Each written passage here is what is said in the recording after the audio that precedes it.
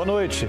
Polícia prende mulher suspeita de mandar matar o pai em Enseada dos Corais, no Cabo de Santo Agostinho. Vídeo feito pela advogada Maria Eduarda Medeiros mostra ela, o namorado e o cachorro de estimação no veleiro antes do naufrágio. Defesa do médico Seráfico Júnior admite que a embarcação não estava com coletes salva-vidas no momento do acidente.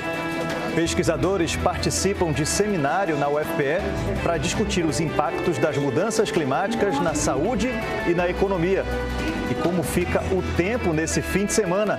Tem alerta da APAC com possibilidade de chuvas de moderadas a fortes até amanhã.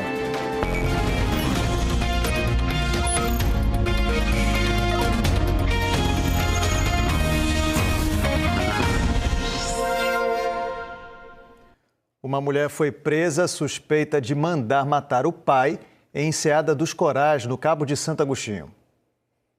Olá, a Polícia Civil prendeu ontem uma mulher de 19 anos pelo assassinato do próprio pai, um homem de 60 anos. O crime aconteceu na última sexta-feira, dia 20, na Enseada dos Corais, no Cabo de Santo Agostinho. Estou com a delegada Mirtor Freitas, que vai dar algumas informações. Delegada, boa noite. Conta pra gente como vocês chegaram nessa prisão, já que ela já tinha dado um depoimento antes, né, falando que não tinha nada a ver com esse crime. Boa noite. A filha do senhor que foi assassinado no dia 20, ela foi intimada para comparecer na delegacia na quarta-feira, agora passada, para prestar depoimento e alguns esclarecimentos, já que ela estava presente no momento do crime. Mas ela apresentou algumas versões lá na hora do depoimento que levantou algumas suspeitas, algumas versões inconsistentes. Até que a gente conseguiu obter as imagens de segurança das ruas que dão acesso à residência e a gente verificou que ingressou na casa apenas o carro dela e ela havia falado que já estava em casa quando alguns sujeitos ingressaram na residência, abordaram ela, pediram para ela ficar calada quando executaram o pai. Então a gente confrontou ela e ela acabou vendo que não tinha mais como sustentar essa versão de que ela não tinha envolvimento e ela acabou confessando. O Judiciário, prontamente, juntamente com o Ministério Público, expediu o mandado de prisão e na própria quinta-feira nós conseguimos prender a Amanda. E aí ela foi presa ontem, né, delegada? Já se sabe a motivação do crime e como isso aconteceu? Ela foi presa ontem e tudo que ela nos fala tudo indica que ela foi motivada financeiramente, visando talvez um adiantamento de herança. O pai tinha alguns bens, um senhor já de idade, que trabalhou muito durante toda a vida. Ele era caminhoneiro? Ele era caminhoneiro, mas ele conseguiu, ele tinha caminhão próprio, tinha uma casa própria. E tudo o que aparenta é que a motivação era um possível adiantamento de herança. O que deve acontecer a partir de agora, delegada? O inquérito está bem no início, como você disse, o crime aconteceu sexta-feira passada, uma semana hoje. O inquérito vai continuar a prosseguir com as investigações para apurar o envolvimento de outras pessoas que a gente sabe que não foi ela que exatamente puxou o dedo do gatilho. A gente sabe que tem outras pessoas envolvidas e agora vamos dar continuidade para buscar esses envolvidos e finalizar o inquérito. Delegada, eles moravam juntos, tinham uma boa relação, como era? Ela morava, sim, na casa com o pai e com a mãe, tinha uma relação muito boa, eu cheguei até a questioná-la, e ela disse, sim, meu pai me trata muito bem, e eu perguntei também à mãe, e a mãe disse que ela tinha tudo do bom e do melhor, não deixávamos faltar nada para ela. Ela estava fazendo faculdade, tinha um carrinho dela, tinha um apartamento no nome dela já, mas infelizmente ela resolveu cometer esse crime. Um levantamento inédito do Tribunal de Contas apresentou a situação dos investimentos que cada município pernambucano faz na segurança pública. Araçoiaba teve o resultado mais baixo da região metropolitana. O levantamento começou no primeiro semestre do ano passado, quando o Tribunal de Contas do Estado enviou um questionário para os 184 municípios de Pernambuco. Fernando de Noronha ficou de fora porque é uma autarquia. As perguntas valiam pontos, sendo divididas em 5 eixos: orçamento, institucional, fiscalização, políticas públicas e capacitação. Ao final, cada município somou sua pontuação e entrou numa escala. O resultado apontou que 80% dos municípios têm um índice insuficiente de aderência às políticas de segurança nacional e estadual. No mapa, quanto mais vermelho, pior é o índice. Recife foi o único município de todo o estado com índice aprimorado na gestão da segurança pública. Quando você tem um índice tão insuficiente assim, significa que há ausência de uma coordenação, de uma política pública coordenada entre municípios, estado e União. E essa falta de coordenação, ela faz com que as políticas públicas da área de segurança pública tenham maior dificuldade de serem implementadas. O levantamento ainda apontou que 92% dos municípios não têm plano municipal de segurança pública. 97% não realizam diagnósticos sobre os problemas locais de segurança. 53% não tem guarda municipal. 76% não tem departamento de trânsito. 67% não usam videomonitoramento. 91% não criaram fundos específicos para a segurança pública. E 98% não recebem repasses federais para o setor. Abreu e Lima, Araçoiaba, Itapissuma e São Lourenço da Mata tiveram os piores resultados na região metropolitana, todos com índices insuficientes na gestão da segurança pública. Entre os 4, Araçoiaba foi o que menos pontuou. Entre os quesitos observados em Araçoiaba estão a falta de guarda municipal, abrigo para as mulheres em situação de violência e projetos para melhorar a iluminação pública. Tem alguns pontos da cidade que não tem? Muita área escura, infelizmente. Tem muita área escura. Mais policiamento, mais ronda intensiva, né? Que ainda é pouco. E guarda municipal? Guarda municipal também, sim, os dois. Tendo esse diagnóstico agora que nos mostra essa necessidade de aperfeiçoamento, o tribunal tem a intenção de capacitar, num primeiro momento, esses gestores municipais para poderem criar os seus planos, para pensar em políticas públicas na área de segurança pública e depois, no segundo momento, voltar novamente a fazer um trabalho de diagnóstico para ver se, de fato, essa realidade ela foi alterada. E Luna Markman continua em Araçoiaba. Luna, o que a Prefeitura diz sobre os investimentos na segurança pública? Boa noite para você. Oi, Mário. Boa noite para você e a todos. Eu continuo em frente aqui à Prefeitura de Araçoiaba, que fica uns 40 quilômetros do Recife. O secretário de Planejamento, Mobilidade e Segurança aqui do município disse que Araçoiaba nem é um dos municípios mais violentos de Pernambuco. De fato, eu fui checar lá na SDS, foram 3 homicídios no ano passado. O maior problema é violência doméstica e familiar. Foram 118 casos e aí ele disse o seguinte, que para a violência contra a mulher, por exemplo, tem trabalho que é feito na escola. Vocês viram aí, iluminação pública. Ele falou que vai aumentar em 100 o número de postes aqui no município, chegando a 1.300. 90% deles com LED, que aí ilumina mais, também dura mais e é mais econômico. E o secretário também falou que já teve uma indicação na ALEP, Assembleia Legislativa de Pernambuco, para pedir a instalação de um batalhão da Polícia Militar aqui em Araçoiaba. Isso porque os militares que trabalham aqui vêm do batalhão de Itapissuma, que não fica tão perto aqui e assim, é 2 militares pela manhã e 2 pela tarde. Mas ele disse que já tem essa indicação, que já foi aceita pela ALEP, mas deu previsão de quando esse batalhão vem. E disse também que vai criar um Conselho de Segurança Cidadã. E, gente, só para vocês entenderem, por mais que não seja um dos municípios mais violentos, é preciso seguir as diretrizes da Política Nacional de Segurança Pública, assim como as diretrizes do Juntos pela Segurança, que é uma política estadual. Então, esse índice leva em consideração esses 2 instrumentos que precisam ser seguidos pelo município. Vamos ouvir também o que falou mais o secretário para melhorar esse índice do TCE. Nós também já estamos com estudos em andamento para poder aumentar o quantitativo da Guarda Civil Municipal com a nova lei e, naturalmente, por aí com a autarquia, se necessário, com o concurso para isso. E Araçoiaba está fazendo todo um planejamento, trabalhado em cima disso, com a educação, cursos profissionalizantes, mais de 3 mil pessoas qualificadas pela Rede S aqui em Araçoiaba no momento, e também escola de futebol para as crianças, para poder trazer essas crianças para perto da gente, afastar toda e qualquer possibilidade de marginalidade que possa haver com qualquer uma delas. A advogada Maria Eduarda Medeiros filmou o passeio de veleiro momentos antes do naufrágio. A notícia está no G1 e você confere pelo QR Code na tela. A gravação foi enviada a um grupo da família de Maria Eduarda.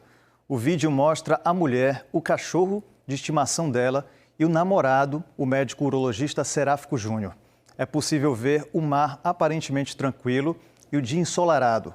O veleiro naufragou na tarde do último sábado na praia de Suape, no Cabo de Santo Agostinho. O corpo de Maria Eduarda foi encontrado 4 dias depois em Calhetas, também no Cabo. O caso é investigado pela Delegacia de Porto de Galinhas e pela Marinha do Brasil. Hoje, a defesa do médico Seráfico Júnior falou pela primeira vez. O advogado Ademar Rigueira admitiu que o veleiro não estava com coletes salva-vidas e que o cliente teria nadado 2 horas ao lado da namorada até que perdeu contato com ela. Para a embarcação em que o casal estava, não havia necessidade de alguém habilitado conduzindo o barco. A gente vai conversar agora com Ademar Rigueira. Ele é advogado do médico Seráfico Pereira Cabral Júnior. Doutor, o que diz a legislação sobre isso? São barcos considerados, é um barco à vela considerado um barco miúdo, que é o conceito. Que são barcos que não há necessidade de habilitação, principalmente em navegações de áreas protegidas, como era o caso, né? Áreas de arrecife.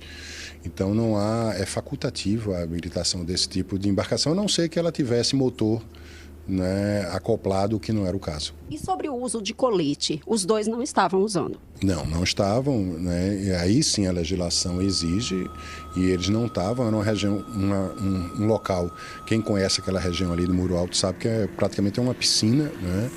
É extremamente protegida, e aí eram 2 adultos apenas no barco, e aí eles não utilizaram do salva-vidas, mas é uma obrigação legal a utilização. De quem era a embarcação?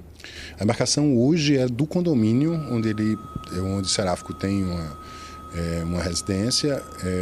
Esse barco era da família por mais de 30 anos, mas houve uma doação para o condomínio. Em quais circunstâncias aconteceu esse naufrágio, doutor? Veja, como ele disse, é um barco pequeno. Ele estava com a namorada, inclusive uma fatalidade extrema, porque naquele dia ele tinha pedido a mão dela em casamento, né? Eles estavam muito felizes. E assim, é um trajeto muito simples, porque eles vão seguindo essa área protegida do arrecife. Quando chega no rio, né, que o rio desemboca ali perto do Porto Suape, eles fazem a volta. Só que quando eles fizeram a volta, o vento mudou um pouco, levou o barco mais próximo da boca da barra. E aí quando ele fez essa volta para retornar para essa área protegida, a correnteza sugou o barco. Um barco pequeno sugou o barco para trás, bateu numa pedra, o barco virou. Eles conseguiram ainda segurar no barco, conseguiram pegar o cachorro, colocar o cachorrinho em cima do casco do barco, e aí a maré levou eles para dentro do mar, né? Para essa parte externa do mar. A correnteza era o contrário ali, era o rio empurrando para dentro do mar. E eles deixam o barco, vão segurando o barco até o barco naufragar. Depois ele tem uma experiência de velejar, de fazer kitesurf. Seráfico tem uma experiência náutica grande.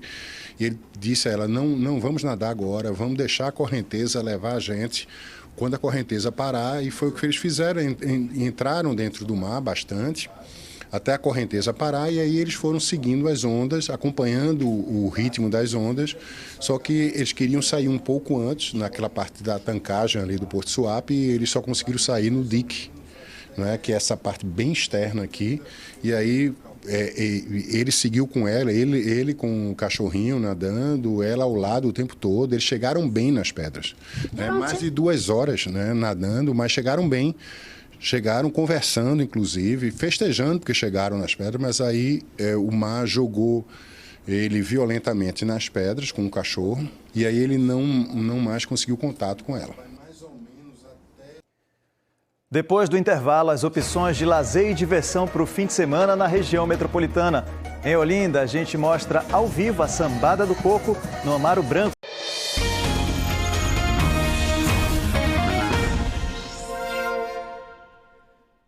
A Universidade Federal de Pernambuco realizou hoje um seminário para discutir os impactos das mudanças climáticas na economia e na saúde. Eles são de exatas, professores, pesquisadores e estudantes de economia. Se reuniram para avaliar como o aquecimento global e os impactos das mudanças climáticas afetam o bem-estar das pessoas. Um termômetro importante são as despesas com a saúde. Tem gente adoecendo em consequência dos efeitos do clima. A gente está vendo, por exemplo, as arboviroses, dengue, chikungunya, antes concentradas numa região específica do Brasil, Nordeste, por exemplo, Norte, elas estão se espalhando por todo o país agora, né? Porque a partir do momento que as famílias adoecem, que as pessoas adoecem, elas vão procurar o sistema de saúde, né? Elas vão comprar mais medicamentos, elas vão precisar de mais consultas ambulatoriais, elas vão precisar se hospitalizar. E tudo isso vai gerar custo, vai gerar gasto para as famílias, né? E também para o sistema de saúde. O encontro marca o início de uma parceria da UFPE com a Universidade de York, no Reino Unido, para calcular o custo do adoecimento para as famílias e o sistema público de saúde. A ideia é que a gente possa trocar conhecimentos e pesquisadores, alunos nossos poderem ir para lá, e alunos deles virem para cá também, nossos professores poderem ir, haver troca de conhecimento e de bagagem em pesquisa. Uma preocupação dos economistas é com as populações mais vulneráveis, que são mais fortemente atingidas pelos efeitos das mudanças climáticas. O efeito das mudanças climáticas ele é produzido pelos países desenvolvidos, mas quem vai sofrer mais são as pessoas e populações que vivem nos países em desenvolvimento ou países subdesenvolvidos. E dentro desses países, quem sofre mais são as populações vulneráveis. E essas populações vulneráveis, tanto em termos de idade, idosos, crianças, como em termos de localização, moradia, condições de vida, as pessoas que moram em favelas, em aglomerados, que não têm infraestrutura. A fase de alertas sobre a existência das mudanças climáticas já passou. As secas severas e as tempestades cada vez mais intensas e frequentes são um novo normal do clima. Os cientistas divulgaram as alternativas para mitigar os efeitos desses fenômenos. O problema é que as ações não estão acontecendo na velocidade necessária. É muito importante que a gente consiga, de fato, implementar essas ações de redução de gases de efeito estufa, né? E, sobretudo, proteger os biomas, né? As florestas, a caatinga, proteger os nossos manguezais. Então, nós precisamos absolutamente concretizar todas essas ações que nós já conhecemos quais são. Vamos ver como é que fica o tempo no fim de semana? A APAC emitiu alerta com possibilidade de chuvas moderadas a fortes na região metropolitana. Amanhã pode chover 30 milímetros no Recife. Os termômetros devem variar entre 23 e 28 graus. No domingo, a variação de temperatura é a mesma. Ainda chove razoavelmente, 21 milímetros. Vamos fazer um giro pelo trânsito do Recife agora. Começamos com a Avenida Abdias de Carvalho, dos Torrões, pertinho ali da BR-232. Hoje ainda tem muita gente pegando estrada rumo ao interior do estado. Você acompanha aí o trânsito pesado, chovendo bastante no momento. Muita gente também ainda indo curtir as festas no interior, mas tem que ir devagar com essa chuva. Vamos dar uma olhadinha nas imagens também da Avenida Caxangá, na Várzea. Tem ponto de alagamento ali no canto da pista no sentido Camaragibe. Trânsito intenso também. E ainda no clima junino tem Sambada do Coco essa noite em Olinda. Quem acompanha ao vivo é o repórter Diogo Franco. Oi, Diogo. Boa noite para você. Oi, Mário. Boa noite para você. Boa noite para todo mundo que está assistindo ao NE2. Eu falo ao vivo de Olinda, do bairro Amaro Branco. E a Rua dos Pescadores, olha só como já tem gente chegando aqui, a movimentação. Tem tenda lá embaixo, tem umas 3, 4 tendas aqui na rua, porque hoje é dia de Sambada e Dona Glorinha do Coco aqui no Amaro Branco. Já tem o grupo de Dona Nininha do Coco aqui de Olinda tocando. Tem a gente aqui. Dona Nininha era muito amiga de Dona Glorinha. E a programação começou agora, né? Eu vou falar aqui com Isa, que é a produtora. Isa, qual a importância desse movimento do coco aqui para a nossa cultura, a cultura pernambucana? Bem-vinda. Vamos lá. Essa sambada aqui, ela celebra o legado de Dona Glorinha do Coco. Dona Glorinha foi uma das mestras mais importantes aqui da comunidade amaro-branquense, né? E movimenta a economia criativa da comunidade, movimenta os artistas que às vezes passam um ano para se apresentar, enfim. Tem programação além de Dona Nininha aqui, né? Aqui é a Dona Nininha do Coco, mas a gente vem com o Coco do Amaro Branco, Dona Cila do Coco, o Coco do Pneu, participação de Lia de Itamaracá, Filhas de Baracho, enfim, um monte de gente. Tá boa, Isa, obrigado, viu? E Dona Nininha aqui tocando. Deixa eu tentar aqui chegar perto da senhora. Dona Nininha, a senhora sendo a continuidade também desse legado de Dona Glorinha, né? Perfeitamente. Isso é o quê? A cultura? Cultura, amor, tradição e tudo na vida da gente. Beleza, muito obrigado. Bom São Pedro para vocês. Aqui o coco vai continuar, viu? Até a noite. Madrugada também. É aqui, fica na Rua dos Pescadores, bairro do Amaro Branco, bairro que é conhecido por ser o bairro dos pescadores aqui em Olinda. Mário, volto contigo. Obrigado, Diogo. E tem outras opções de lazer na agenda cultural do G1. Arthur Ferraz tem os detalhes. Oi, Arthur. Olá, Mário. Boa noite para você e para todo mundo que está ligado aqui com a gente no NE2. A agenda cultural do G1 tem opções para todos os gostos e para conferir todas elas é só apontar a câmera do celular para o QR Code na tela, como se fosse tirar uma foto. Ainda tem festa junina rolando na região metropolitana para celebrar o Dia de São Pedro, com shows no Recife e em Jaboatão, Igaraçu e Ipojuca. Amanhã, Joyce Alane se apresenta no Sítio da Trindade.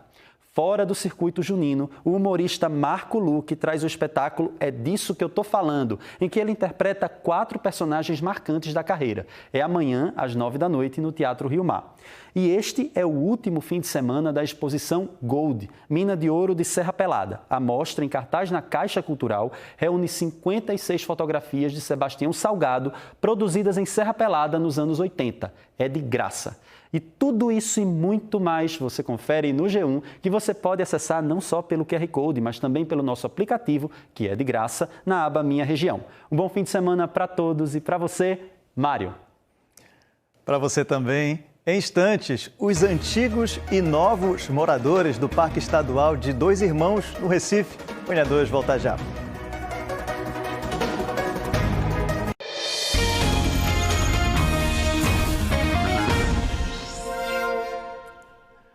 Deixa eu te convidar a seguir o perfil do NE2 no Instagram, é o @ne2.globo. Esse é mais um canal para a gente se conectar. Você fica por dentro das notícias, bastidores, serviços e os bastidores do nosso trabalho, né? Deixa eu repetir então, @ne2.globo.